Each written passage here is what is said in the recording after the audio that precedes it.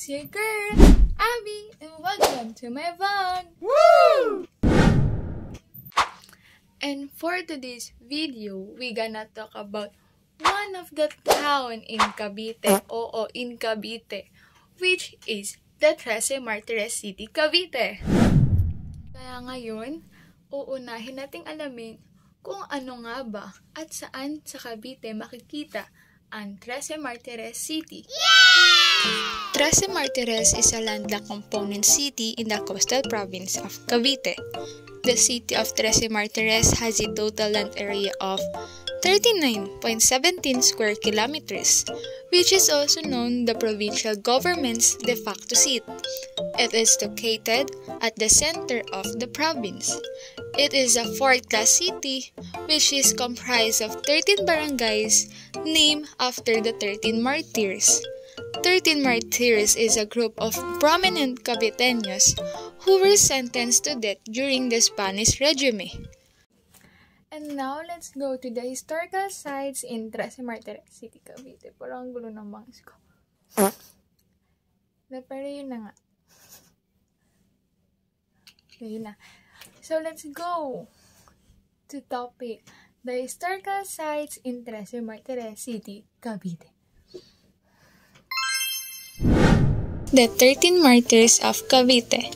Siyempre sa Trece Martires City, ito yung mas kilala or mas pinupuntahan ng mga tao kasi dito makikita yung 13 martyr ng Cavite. Yung bantayog nila kasi is nasa unahan lang ng Walter Martrese. So ano nga ba to or sino nga ba tong 13 martyrs na ito? 13 martyrs were Filipino patriots in Cavite who were executed by musketry on September 12, 1896 for cooperating with the Katipunan during the Philippine Revolution against Spain. The de facto capital city of Trece Martires in Cavite is named after them. The first martyr in 13 martyrs is si Maximo Inocencio. The second martyr is Maximo Gregorio. The third martyr is Severino Lapidario. So, for the next martyr, he is Luis Aguado. For the next martyr is Alfonso de Ocampo. And for the next martyr is Victoriano Luciano. So, the next martyr is Feliciano Cabuco.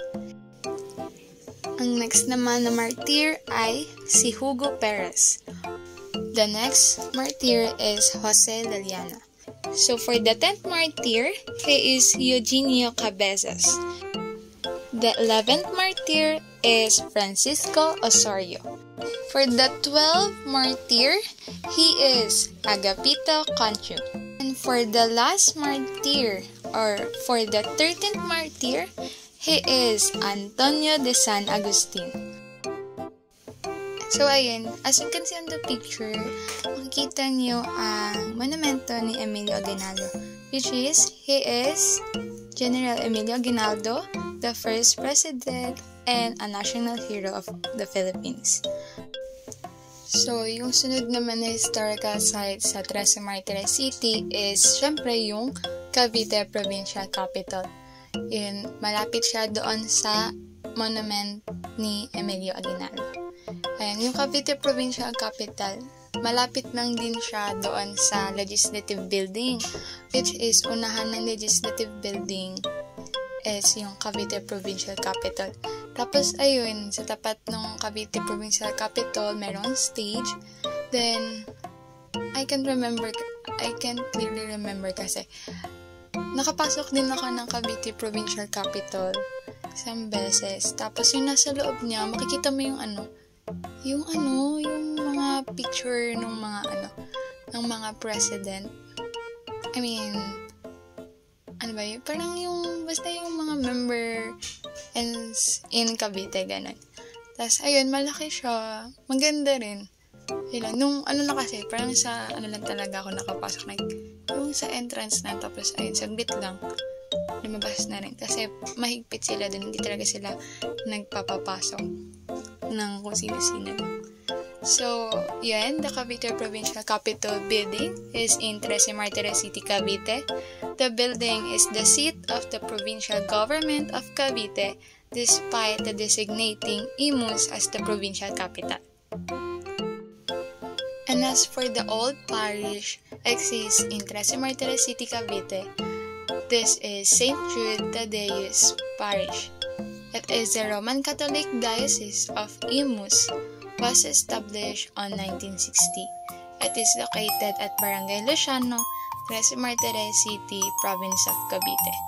The parish fiesta is celebrated every 28th day of October. Actually, kasabay niya yung birthday ng father ko. Ayun, share ko lang. Tapos, ano pa ba? Ayun, nakapunta na din ako dyan dati, pero now kasi Christian na ako. So, ayun, hindi na ako napunta dyan sa simbahan. But you must try it. It's also pretty and good. Tapos, ayun lang. And now, let's talk about the economic status of Trece Martires City, Cavite. So, in economic status, Trece Martires City's local economy is considered one of the fastest growing in Cavite. The chart shows that the city is greatly performing in the safety-compliant, business, and cost of living categories. So this chart is, as you can see on the title, Trece Martires 2021 ranking by economic dynamism indicators. Component cities is 113. So the local economy size is 32%. The local economy growth 21, local economy structure 65, safety compliant business 6, increase in employment 56, cost of living 25, cost of doing business 49, financial deepening 69, productivity 43, and for the presence of business and professional organizations, it is 89. It is also doing a great job with information technology and financial technology, most especially with basic utilities. So, the next chart you can see, Trece Martires 2021 ranking by infrastructure indicators. Component cities is 113. So, as for the road network, we have 108, distance to ports 39, availability of basic utilities 1, transportation vehicles 37, education 78, health 54, LGU investment 83, accommodation capacity 108, information technology capacity 4, financial technology capacity is 34. And those chart or the two chart is from the CMI DTI Government Philippines. So ayan ang Team Lubigan. So para sa tuloy-tuloy na pagbabago, iboto ang Team Lubigan. Pero ayan, ano na yan, nanalo sila lahat yan. So, sino-sino ba ang bumubuo ng Team Lubigan? So, let's start for the mayor, ang ating inang bayan ng Trece Martires City, which is si Gemma Lubigan. Next, ang vice mayor, walang iba kundi si Romeo Bobby L. Monte Hermoso Jr. And the city councilors or sangguniang panglungsod or SP members ay binubuo nila Joyce Ann C. Mojica, Tracy Ann S. Anacan, Kim Paulo C. Lubigan, Ann Jomil D. Humarang, Engineer J. M. Cunanan, Antonio Tony G. Lontoc, Anselmo Elmo L. Trinidad, Angelito Bugoy E. Vidalion, Rigor Polvi C. Bandia, at si Benjamin Belgium C. Balite. And as for our governor, which is si Governor Remulla Johnvic, and as for the Vice Governor, Tolentino Atina, the Congressman, Remulla Boy, And for the board members, they are Remol Yaping and Del Rosario Munding. And they are the government officials of Tres Martires City. Lahat yan sila. Nakita ko na, syempre, taga-13 ako. Hindi, ayan. Mabait. Share ko lang. Nakita ko yun si Ping Remulla, anak ni John Vic Remulla. Tapos, alam nyo ba, ang tungkod niya. Tapos, syempre, pagilin. So, yun lang. Mabait yung mga namin. Actually, mabait talaga yung Team Lubigan. Ang dami na nilang project na pinagawa sa 13. Ang dami nang naitulong sa mahal naming bayan. And that's it for the government officials of Tres Martires City. And now, let's go to the population in Tres Martires City, Cavite. As you can see, the table and barangay, which is, ayun, may mga barangay under nun. Ayun, yung barangay, yung 13 na barangay sa Tres Martires City. And the population percentage for 2020, yung lahat na to, yung data na to is for 2020. So, in Aguado, 9.51%. Population percentage in 2020, 9.51%. Cabezas, 3.50%. Cabuco, 18.35%. Conchu, 4.44%. De Ocampo, 6%.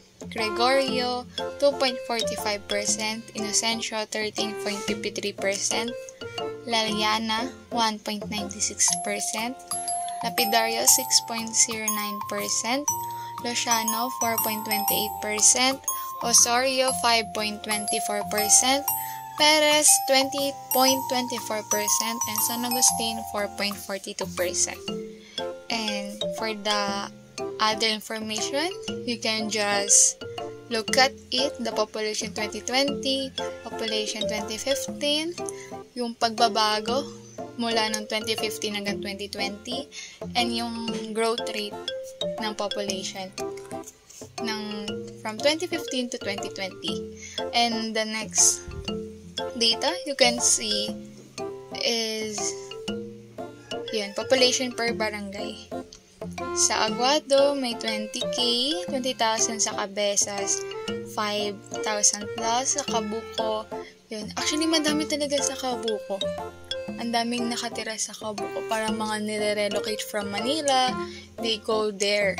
And sa Conchu, De Ocampo, Gregorio, Inocencio, Laliana, Lapidario, Luciano, Osorio, and sa Perez din, ganun, madami din talaga. And sa San Agustin. So, yung may pinakamarami is yung Perez. And that is the population per barangay 2020 of Tres Martires City, Cavite. So one of the cultures of Tres Martires City is the Caracol Dance.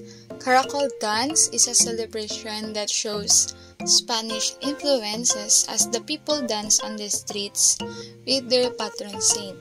After the street dancing, the caracol is followed by a fluvial procession. The next is the Town Fiesta of Tres Martires City, which is celebrated every October 27 to 28 in honor of Saint Jude Taddeus. Next, the Festival of Hope, which started in 2023, celebrates the city's transformation and hope for a better future. It coincides with the city charter anniversary known as Araw ng Tres Martires, or Tres Martires Day, which is celebrated on May 24 each year. Next, the Feast of the Holy Cross is celebrated on September 14, and last, the death anniversary of 13 Martyrs of Cavite, which is celebrated annually on September 12 to commemorate the martyrdom of the 13 martyrs who were executed for joining the revolt of Katipunan during the Spanish era. Activities like exhibits and the reenactment of the 13 martyrs are done during the yearly celebration. So, Trece Martires started as one of the largest and most remote barrios of Cavite. Originally named Quinta or Quintana, it was part of the municipality of Tansa. The land was agricultural subdivided into cattle ranches and sugar farms, with less than 1,000 hectares at the intersection of the present Tansa to Trece Martires to Indang Road, and the Naik to Dasmariñas Road. The city was established on May 24, 1954 under the Republic Act No. 981, the Charter of Trece Martires City, as approved by President Ramon Magsaysay. The Republic Act also transferred the provincial seat of government from Cavite City to Trece Martires. The original bill, House Bill 1795, was authored by Congressman Jose T. Cayjulius and Senator Justiniano S. Montano. Under the city charter, the government of Cavite is ex officio mayor of Trece Martires. Then Governor Dominador Mangubat was installed as the city's first chief executive. On January 2, 1956, the provincial capital was formally inaugurated. The same day, the newly elected governor, Delfin N. Montano, the son of former Senator Justiniano Montano, was sworn into office. He served in both offices from 1956 to 1971. So, to make the story short, from 2000 to 2007, Trece Martires more than doubled its population from 40,000 to 90,000, making it the fastest growing city in the country during that period. The city sustained this population boom from 2014 onwards, led by the construction of resettlement sites around the city. The National Housing Authority, for instance, built 19,000 housing units for relocates from the National Capital Region to reside in. These sites are in Barangay Osorio, Hugo Perez, Daliana, Cabuco, Aguado, and Inocencio. Several commercial establishments opened in the city, starting with Walter Mart in 2012, Tower Mall in 2015, and finally, SM Trece Martires in 2016. So like what I said, diba yung sa before pa lang, yun, nag-relocate talaga yung mga from Manila to different barangay here in Trece Martires. Kaya ganun yung population ng Trece Martires City. And that's it, and that's all. That's all for the historical background of Trece Martires City, Cavite. Woo! And that's it for today's video. We're going to end this na. Kasi ayun, okay na. Naituro ko na sa inyo kung ano ba yung culture history ng Trece Martires City, Cavite. So, goodbye until to the next vlog. I hope you enjoy and learn something from my video. Bye-bye!